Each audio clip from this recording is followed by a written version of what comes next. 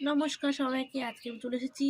আজকে আমার what I it in my lunch সিরিজের ডে 14 বা 14।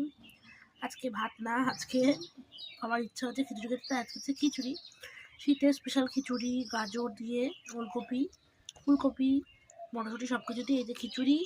খিচুড়ির সঙ্গে আছে আম তেল, সঙ্গে আছে আলু সিদ্ধ, শুকনো লঙ্কা দিয়ে মাখা, আর আছে একটা সিঙ্গাড়াটা কালকে আনা হয়েছিল কিন্তু আমি খাইনি যেহেতু কালকে, কারণ আজকে আমার সিঙ্গাড়াটা আমি গরম করে নিয়েছি একটুখানি।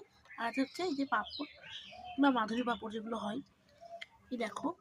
তো শীতের দুপুরে তোমাদের খিচুড়ি, আম তেল দিয়ে আলু সিদ্ধ, সিঙ্গাড়া আর পাঁপড় দিয়ে ঠিক কেমন লাগে তোমরাই আমাকে বলো।